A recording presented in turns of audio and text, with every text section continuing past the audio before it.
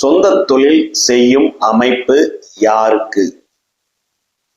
பொதுவா ஜாதகம் பார்க்க வர்றவங்க சொந்த தொழில் நான் செய்ய முடியுமா சார், இந்த கேள்வியை கேட்காதவங்களே இருக்க மாட்டாங்க. அந்த அளவுக்கு சொந்த தொழில் மேல ஆர்வம் அதுல எல்லாருக்குமே இருக்கும். ஸோ இதுக்கு உண்டான கிரக அமைப்பு என்ன, அதான் நம்ம இப்ப பார்க்கலாம். பொதுவா ஒரு ஜாதகத்துல 6ஆம் அதிபதியை காட்டிலும் 10ஆம் அதிபதி அதிக வலுவுடன் இருக்கிறார் அப்படின்னா நீங்க சொந்த தொழில் தாராளமா செய்யலாம். ஆறாம் இடம்ங்கிறது அடிமை ஜீவனம், வேலைக்கு போறது, வேலை, சரிங்களா? 10ங்கிறது சொந்த தொழில் செய்யக்கூடிய அமைப்பு, தொழில் ஸ்தானம்.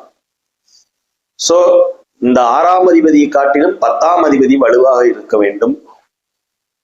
தொழில்காரகனான சனி வலு குறைந்து இருக்கக்கூடாது, நல்ல வலுவா இருக்கணும். தொழில்காரகனான சனி நல்ல வலுவா இருக்கணும். அது மட்டும் இல்லாம சம்பாத்தியக்காரகனான சூரியன் நல்லா இருக்கணும்.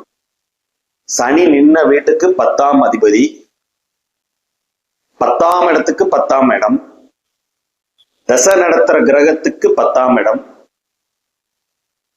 தசை நடத்துற கிரகம் உங்க லக்ன சுபரா இருக்கணும். இது ஒரு விஷயம் இருக்கு. இதெல்லாம் கால்குலேட் பண்ணிட்டு தான் நம்ம அந்த சொந்த தொழிலுக்குள்ள இறங்கணும். 11ஆம் இடம், அதாவது 10க்கு 2ஆம் இடம், லாபஸ்தானம். அந்த தொழில் மூலமா எவ்வளவு நம்ம லாபம் சம்பாதிக்கிறோம், இந்த ஸ்தானத்தையும் நம்ம கவனத்தில் கொள்ள வேண்டும். சரிங்களா? இல்ல சார் 10ஆம் அதிபதி வலுவா இல்லை, ரைட், அட்லீஸ்ட் சனியாவது வலுவா இருக்கணும். 10ஆம் அதிபதி வலுவா இல்லை, ஆனா சனி மட்டுமாவது வலுத்து இருக்கணும் ஜாதகத்துக்கு. வலுத்திருந்து சூரியன், சம்பாத்தியக்காரன சூரியன் வலுத்து இருக்கணும். சரிங்களா? சனிக்கு 10ஆம் இடத்து அதிபதி, சனி நின்ன வீட்டுல இருந்து 10ஆம் வீட்டு அதிபதி, அவரும் கேந்திர திரிகோணத்துல இருந்தாலோ, ஒருத்தருக்கு ஒருத்தர் கனெக்டிவிட்டி தொடர்புகள் இருந்தாலோ சொந்த தொழில் நிச்சயமா நல்லா கை கொடுக்கும்.